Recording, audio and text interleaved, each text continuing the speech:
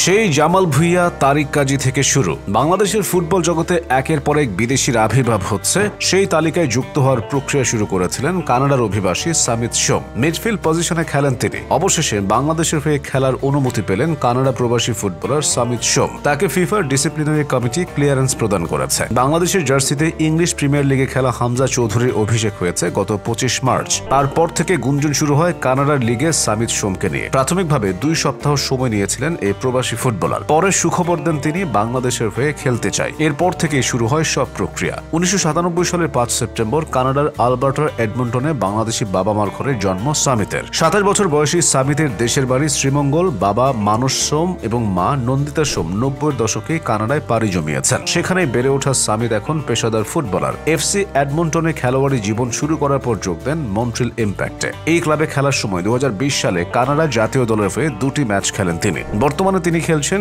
Cavalry football ক্লাবে। Cavalry কানাডার শীর্ষ পেশাদার ফুটবল লিগের একটি ক্লাব। আলবার্টা রাজ্যের ক্যালগারিতে অবস্থিত এই ক্লাবটির নিয়মিত ফুটবলার বাংলাদেশি বংশোদ্ভূত সামিত। বর্তমানে ক্যাভালরি এফসিতে খেলা এই মিডফিল্ডার খেলা পড়াতেও পিছিয়ে নেই। ইম্প্যাক্টে খেলার সময় কনকর্ডিয়া ইউনিভার্সিটি থেকে ইলেকট্রিক্যাল ইঞ্জিনিয়ারিং এ পড়েছেন তিনি। সব ঠিক থাকলে আগামী 10 জুন সিঙ্গাপুরের বিপক্ষে এশিয়ান কাপ বাছাইয়ের ম্যাচ দিয়ে বাংলাদেশের জার্সিতে অভিষেক হবে সামিতের। বাংলাদেশ ফুটবল ফেডারেশনের ডিজিটাল মিডিয়া ম্যানেজমেন্ট কমিটির সদস্য অমিত হাসান বলেন, 2024 সাল থেকে সামাজিক যোগাযোগ মাধ্যমে সামিতের সাথে বাফুফের পক্ষ থেকে তিনি যোগাযোগ করেন। মূলত কানাডার বাংলাদেশি পাড়ার মানুষদের মাধ্যমেই পরিচয় হয়েছে অমিত হাসান ও সামিতের। অমিত আরো জানান, সামিত বাংলায় কথা চালিয়ে নিতে পারেন। এর আগেও ম্যানেজমেন্ট সামিতের সাথে যোগাযোগ করেছিল, কিন্তু তখনও সামিত এবং তার পরিবারের মধ্যে দ্বন্দ্ব ছিল। বাংলাদেশের মাঠ কেমন, পরিবেশ কেমন, কোথায় থাকবে দল, এসব ইস্যু নিয়ে প্রশ্ন করেছিল সামিতের পরিবার। তবে হামজা চৌধুরীর ঐতিহাসিক ঘরে ফেরা পুরো প্রেক্ষাপট বদলে দিয়েছে। সামিত বাফুফেকেও জানিয়েছিলেন তিনি আগ্রহী।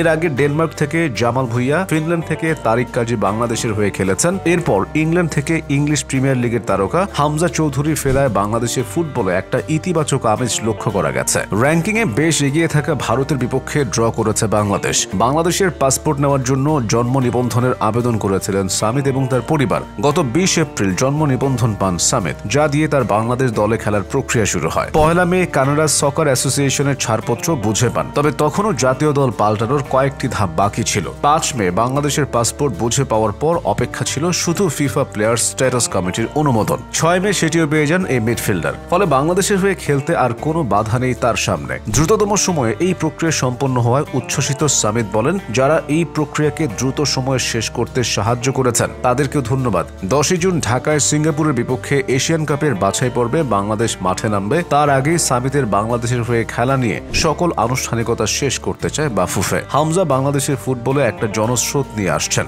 সামিত সোমের বাংলাদেশের ফুটবলে আগ্রহ তারই একটা লক্ষণ।